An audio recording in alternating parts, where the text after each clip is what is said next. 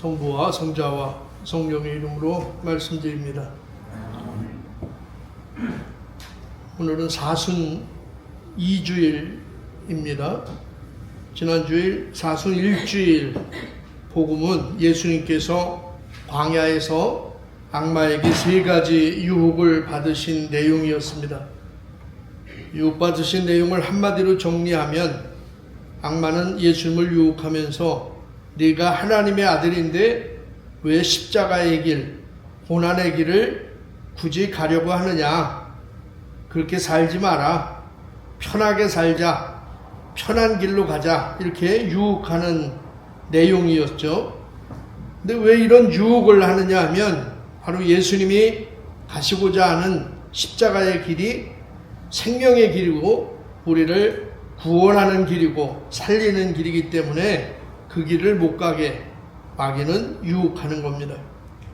그런데 우리가 분명히 기억해야 할 것이 있습니다. 뭐냐면 예수님은 억지로 어쩔 수 없이 그 길을 가신 것이 아니라는 거예요.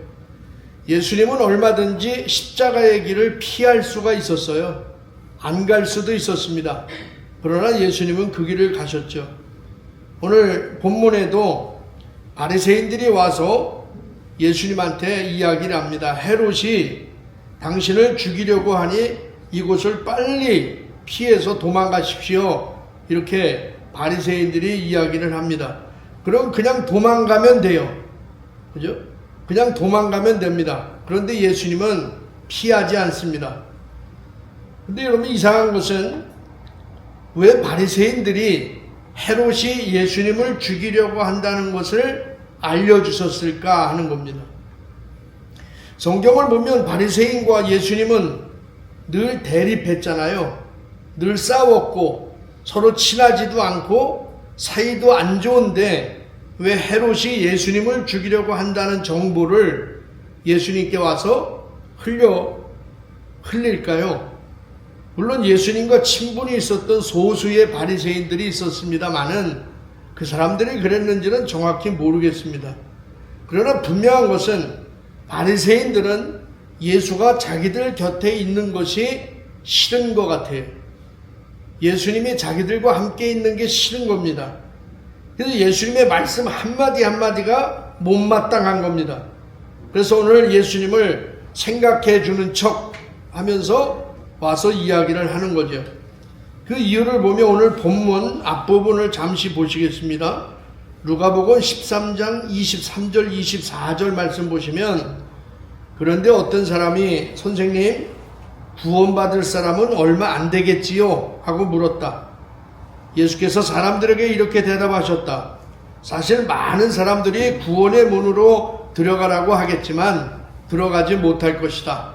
그러니 좁은 문으로 들어가도록 있는 힘을 다하여라. 이렇게 말씀하셨어요. 선생님 구원받을 사람은 얼마 안 되겠지요? 얼마 안 된다는 거예요. 그 예수님도 좁은 문으로 들어가도록 있는 힘을 다해라. 이렇게 얘기해요. 그러니까 우리가 좁은 문으로 들어가기 위해서는 대충 살아서 못 들어가는 거예요. 있는 힘을 다해야 그 길을 갈 수 있는 겁니다. 근데 보세요. 어떤 사람이 묻잖아요. 구원받을 사람은 얼마 안 되겠지요? 하고 물었잖아요. 그러면 예수님이 뭐라고 하셔야 되느냐? 예수님이 이 말에 뭐라고 하셔야 돼요? 야, 다른 사람은 몰라도 구원받을 사람이 많지 않지만 다른 사람은 몰라도 바리새인인 너희는 구원받을 거야. 이렇게 이야기해야 정상입니다. 그죠? 왜냐하면 자칭 가장 믿음이 좋고 거룩하다고 이야기하는 너희들은 구원받을 거야. 근데 저런 세리나 죄인들은 구원받지 못해. 이렇게 얘기해야 정상입니다. 그런데 구원받을 사람이 별로 없대요. 그러니까 있는 힘을 다해서 좁은 문으로 들어가도록 힘을 다해라. 여러분 이 말을 듣는 바리새인들은 못마땅한 겁니다. 지금. 아니 다른 사람은 몰라도 자기들은 구원 받아야지 들어가야죠. 근데 그게 아니라는 거예요. 그게 큰일입니다. 또 30절 말씀 보면 이런 말씀이 나와요. 지금은 꼴찌지만 첫째가 되고 지금은 첫째지만 꼴찌가 될 사람들이 있을 것이다. 예수님이 이렇게 말씀하셨어요. 여러분, 이 말씀 들으면 여러분 어떤 마음이 드세요? 어떤 생각이 들어요? 희망이 생깁니까? 희망이 생겨요? 아니면 기분 나빠요? 네? 아무 생각 없어요? 아니, 너희가 지금은 꼴찌지만 첫째가 될 날이 올 거야. 그런데 지금 첫째지만 너희는 꼴찌가 될 수도 있어. 이 말을 듣고 여러분 어떤 생각이 들어요? 기분 좋아요? 네. 아멘입니다.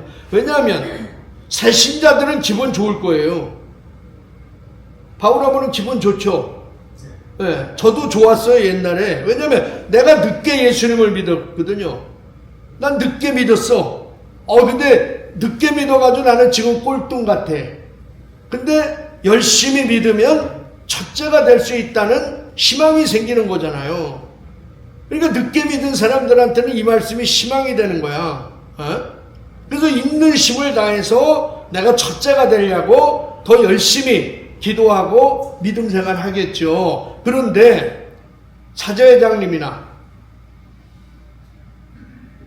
요한 아버님이나 수산나 어머님이나 기분 좋아요? 아니, 나는 믿은 지가 수십 년이 됐어. 나는 지금 1등이라고 생각해. 나는 첫째라고 생각해. 그런데 이렇게 가다가는 내가 꼴찌가 될 수 있겠네? 이 말씀은 오래 믿으신 분한테는요, 희망적인 말씀이 아니에요. 위기를 가져야지, 위기를. 이렇게 살면 안 되는구나. 이렇게 신앙생활 하면 안 되는구나. 이런 생각을 갖게 할 거 아니에요. 그러니까 여러분 반대로 생각해 보세요. 지금 이 말씀을 듣고 가장 기분 나빠할 사람들은 누구예요? 바리새인들이죠. 그죠? 거룩하다고 자칭 율법을 지키고 믿음 좋고 거룩하게 사는 자신들이 꼴찌가 될 수 있다는 얘기잖아요. 근데 이 말씀 듣고 가장 기분 좋은 사람은 누구예요? 늦게 믿은 세리, 장녀, 없는 사람들, 가난한 자들, 이런 사람들은 기분이 좋은 거예요. 그러니 이런 말씀을 하시는 예수님이 좋겠습니까? 바리새인들 입장에서는 싫은 거예요. 떠나가면 좋겠다는 생각이 드는 겁니다. 그래서 오늘 예수님을 찾아와서 헤롯이 당신을 죽이려고 하니 빨리 이곳에서 도망가십시오. 이 얘기는 나는 당신하고 같은 공간에 있기 싫어. 당신 말 쓸데없어. 빨리 도망가. 이 얘기를 하는 겁니다. 근데 여러분, 사람이요, 마음이 다 비슷해요. 솔직히 저도 그렇습니다. 목회하다 보면 우리 교회가 아니에요. 우리 교회 얘기 아니야. 우리 교회 그런 교인도 없어요. 교회 와서 봉사는 안 하고요. 진짜 예배도 가끔 한 번씩 나와요. 그리고 가끔 나와서 교회에 뭔 일만 있으면 사사건건 트집 잡고 시비 거는 분들이 있어요. 우리 교회 말고 다른 교회 100% 있습니다. 이런 교회. 그러니까 매주일 나오고 열심히 봉사하고 기도 많이 하는 사람이 시비 걸면 그래도 이해해. 사제는 저 사람이 믿음이 좋으니까 열심히 있으니까 교회 생각하는구나 이렇게 생각해요. 근데 몇 개월에 한 번 나오고 2달에 한 번 나오고 그러다가 교회에 어떤 일만 있으면 나와서 시비 거는 인간들이 꼭 있어요. 이게 없으면 이상한 거야. 다 있어요. 그럴 때 사제들이 어떤 생각하는지 아세요? 저만 그런지는 몰라. 다 그런 건 아니야. 야, 저 사람만 다른 교회로 가면 우리 교회 천국이 될 것 같다. 저 사람만 다른 교회로 가면 우리 교회에서 목회할 만하네. 한 몇백 명은 만들 수 있을 것 같아. 그런 생각 꼭 합니다. 꼭 해요. 그런데 중요한 건 그 사람은 절대로 떠나질 않아요. 발로 차도 안 나가. 눈치를 줘도 안 나가요. 순복음으로 갔으면 좋겠는데 절대로 안 갑니다. 아마 지금 바리새인들의 심정이 그런 걸 거야.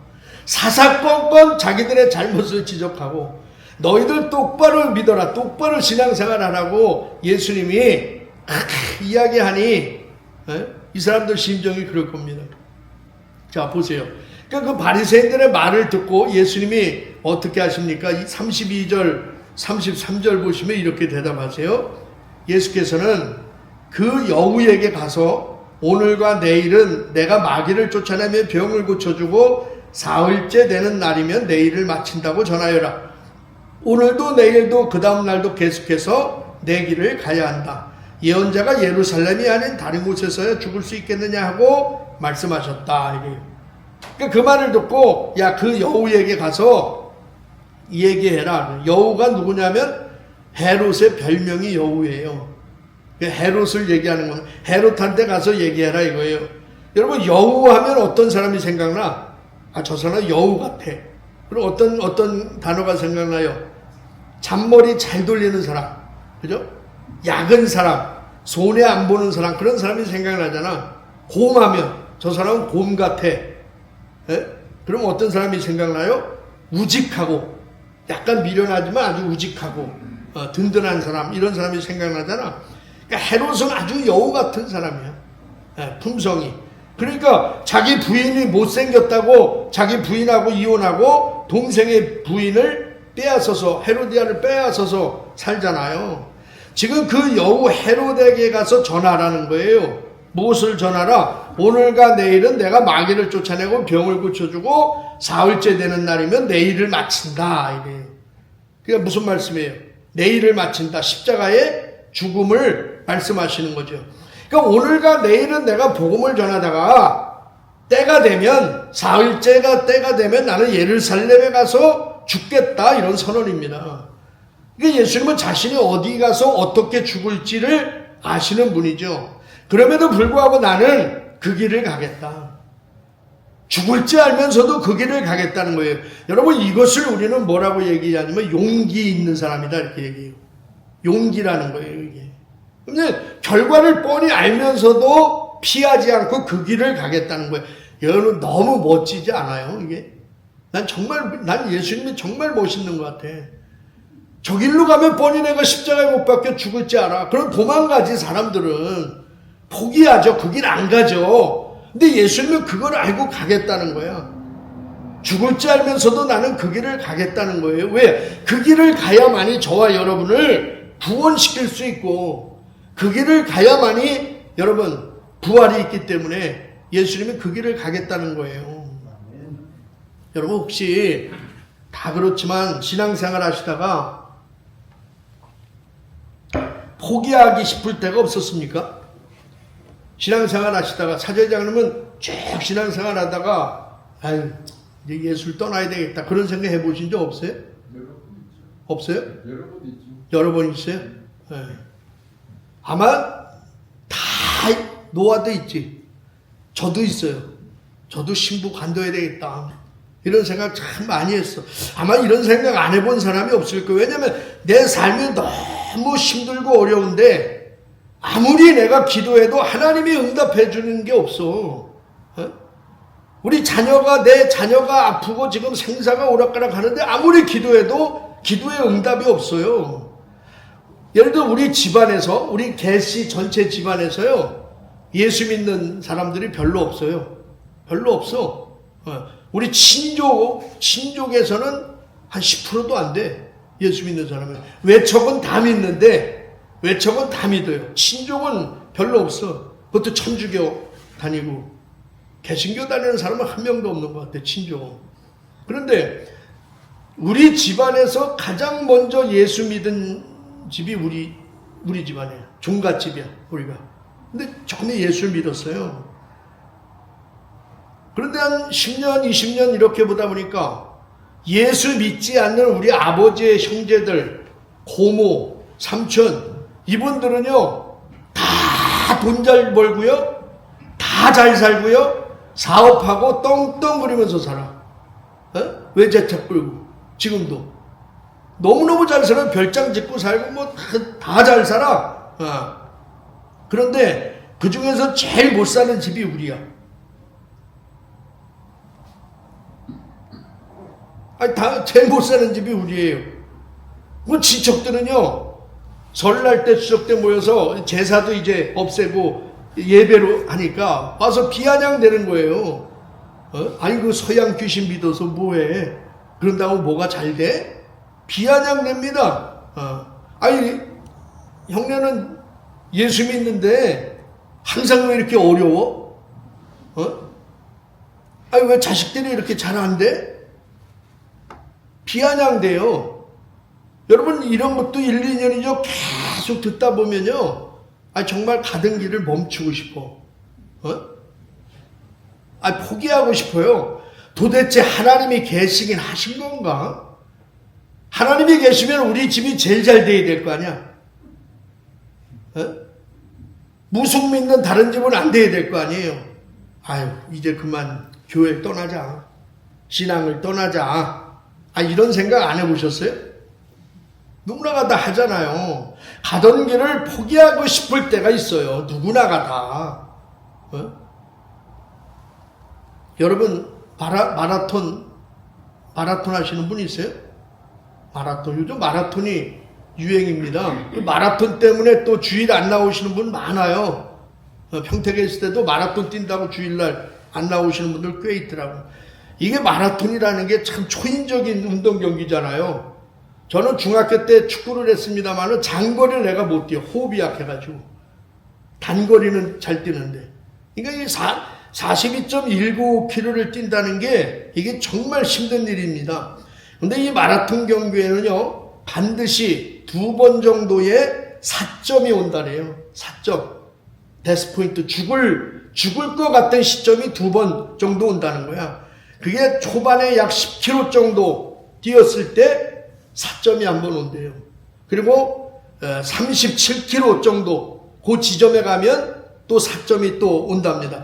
그러니까 그 지점에 가면 너무너무 힘들고 호흡도 안 되고 다리도 안 움직이고 팔도 안 움직이고요. 마비되는 것 같고 경기를 포기하고 싶대요. 심장이 터질 것 같다는 거야. 그래서 실제로 마라톤 뛰다가 요 10km나 37km 요 지점에서 포기하는 사람들이 굉장히 많다는 겁니다. 그런데 이 사점만 잘 견디고 그 부분만 이겨나가면 언제 그랬냐는 듯이 호흡이 돌아오고요. 다리가 자동으로 움직이고요. 그때부터 힘이 안 든다는 거예요. 난 안 뛰어봐서 몰라. 42.195. 근데 그 뛰어본 사람들이 다 그런 얘기를 해요.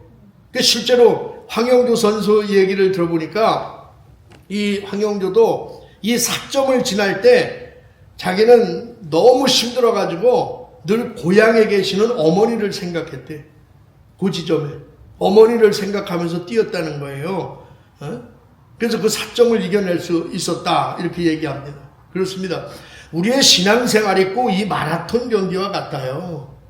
달리다 보면 누구나 4점과 같은 지점을 만나게 돼. 포기하고 싶을 때가 있어요. 하나님이 정말 안 계신 것 같아. 하나님이 나와 무관한 것 같아. 이럴 때가 꼭 옵니다. 그러니까 이럴 때를 잘 넘겨야 된다 이 말씀이에요. 오늘 우리가 읽은 창세기 15장을 보시면 아브라함도 이 신앙의 4점에 도달한 것 같아요.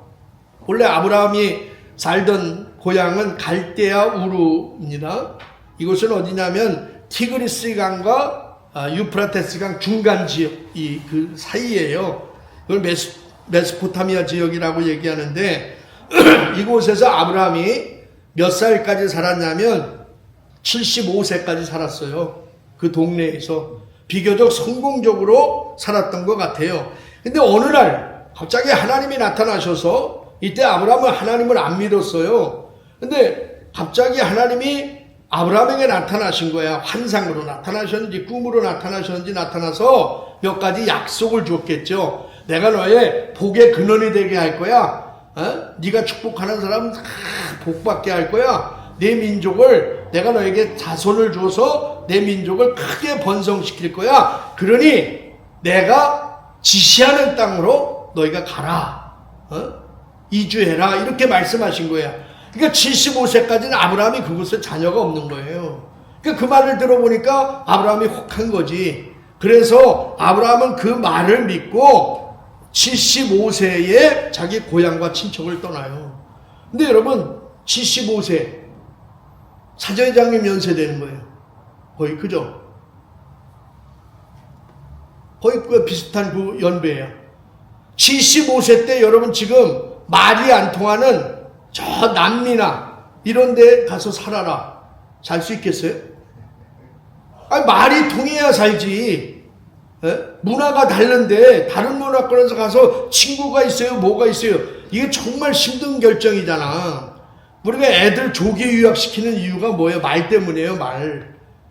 애들은 그냥 1, 2년만 어린아이들은 외국 나가 살면 영어 그냥 다 하잖아. 75세 때는 혀가 안 돌아가요. 하여튼 75세까지 자녀가 없던 이 아브라함에게 하나님이 약속을 주셨고 그 약속을 쫓아서 지금 가나안 땅까지 온 거예요.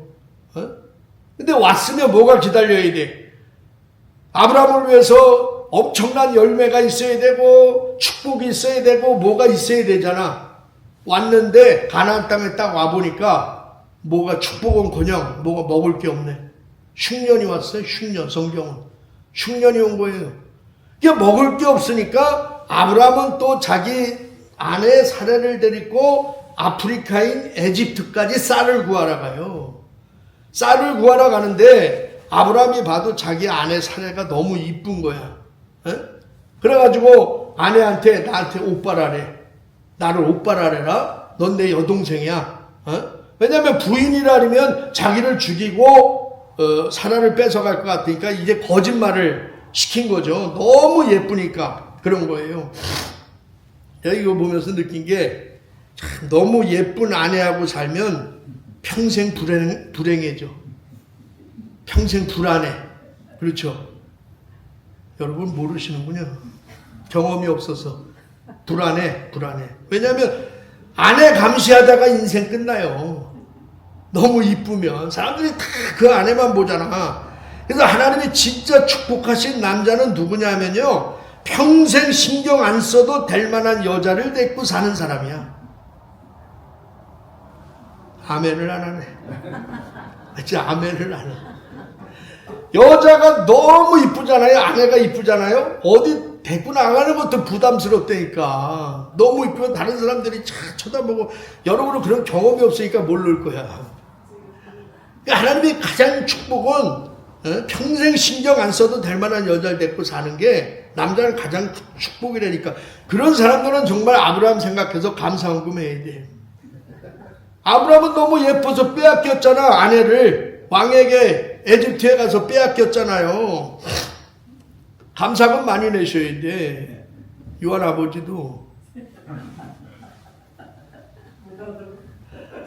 내가 뭐 바울 아버님한테까지 얘기했다가 에스더한테 맞아 죽을 것 같고 얘기 안 하는데, 저도 감사금을 많이 내야 될 사람 중에 하나야. 여러분, 아브라함을 생각해 보세요. 75세에 고향을 떠나 지금 15장 되면 10년 정도가 된 거야. 고향을 떠난 지. 근데 하나님의 약속하신 일이 하나도 이루어지지 않아요. 자식 준다 그래놓고 자식이 없는 거야. 안 줘. 지금도. 그래도 자기 종을 아들로, 저 약속의 자녀로 삼을까요? 오늘 본문에서 그러는 겁니다. 복음커녕 예쁜 아내까지 뺏겼어. 이게 무슨 복이에요? 이런 상황이 되니까 믿음의 사람이라고 하는 아브라함도 낙심하고 절망하는 거예요.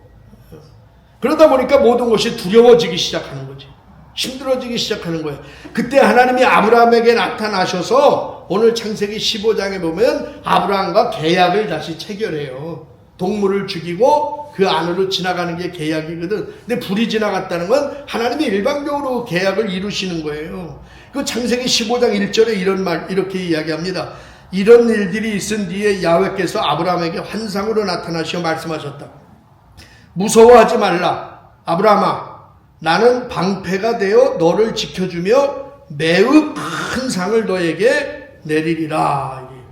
그러니까 지금 지쳐있는 아브라함에게, 포기하기 싶은 아브라함에게, 믿음의 길을 포기하고 싶고 하나님의 약속을 포기하고 싶은 아브라함에게 가장 필요한 말씀을 오늘 하시는 거예요. 이 말씀은 오늘 힘들고 지쳐서 신앙의 길을 포기하고자 하는 저와 여러분에게도 동일하게 주시는 말씀인 줄로 믿습니다.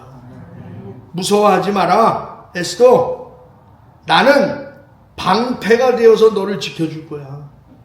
하나님이 방패가 되어준대요. 내가 너에게 큰 상을 줄 거야. 그러니 무서워할 거 없어. 지금 내 손에 아무거 없다고 해도, 아들이 없다고 해도 두려워할 필요 없어. 내가 너를 지켜줄 거야. 할렐루야. 여러분, 우리도 이 말씀을 붙잡고 여러분의 믿음이 회복되기를 주의 이름으로 축복합니다. 내 신앙이 지금 힘들어서 쓰러지고 싶고 포기하고 싶고 그만두고 싶을 때 하나님이 나의 방패가 되시고 나를 지켜주시는구나. 나에게 하나님이 큰 상을 주시려고 계획하고 있구나. 이 말씀을 붙잡으시길 바랍니다. 여러분, 주님은 처음부터 십자가의 길이 자신의 길임을 알고 가셨어요. 그래서 예수님은 쉬운 길을 택하라는 마귀의 유혹을 물리치신 거예요. 왜냐하면 십자가의 길이 바로 생명의 길이기 때문에 그렇습니다. 그래서 여러분, 누가 옆에서 뭐라고 해도 나의 길을 가는 사람, 이 사람이 멋있는 사람이에요. 옆에서 둔히 욕을 해도, 예수 믿지 않는 사람들이 뭐라고 욕을 하고 비아냥대도 나의 길을 가겠다. 나는 나의 길을 가겠다. 내가 제일 좋아하는 노래 중에 이런 노래가 있는데 그건 못하고 지금 나의 길을 가겠다. 이런 사람을 우리는 사명자다 이렇게 얘기합니다.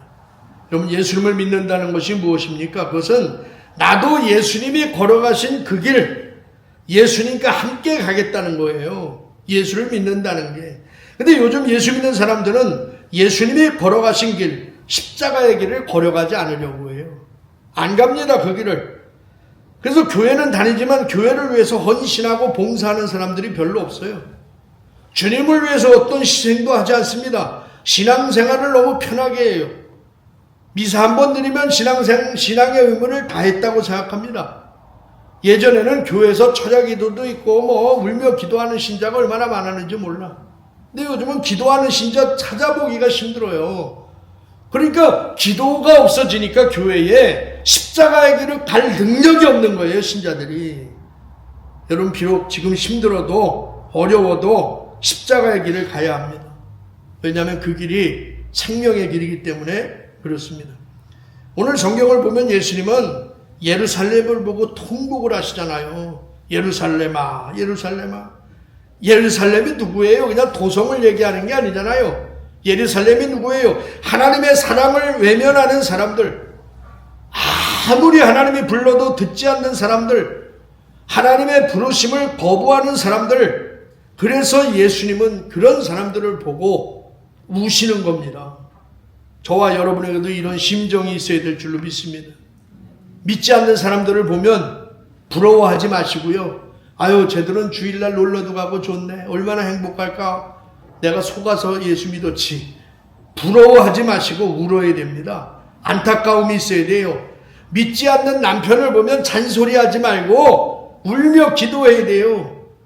같이 교회 안 나오는 자식들을 보면서도요, 아버지가 어머니가 울면서 기도해야 돼요. 내가 복음을 전하는데 받아들이지 않는 사람들을 보면서 열받아 하지 마시고 그 사람들을 불쌍히 여겨주면서 울어야 됩니다. 그 영혼을 보면서 울어야 돼요. 그 심정을 우리가 가질 때 하나님의 구원의 역사는 이루어지는 줄로 믿습니다. 여러분, 여러분의 십자가가 무엇이든지 지금은 무거워도 거기에 생명이 있다는 사실을 기억하시기 바랍니다. 그래서 주님도 십자가를 지셨어요. 피하라고 해도, 도망가라고 해도 피하지 않고 나는 나의 길을 가련다. 십자가의 길을 오늘 걸어가셨습니다. 주님의 고난을 기념하는 사순 2주일입니다. 하나님께서 우리에게 주신 십자가를 다시 한번 묵상해 보시기 바랍니다. 하나님이 나에게 주신 십자가가 무엇인지 포기하지 마시고 그 십자가를 지고 생명을 살리는 저와 여러분, 우리 교회 모두가 되시기를 주님의 이름으로 간절히 축원합니다.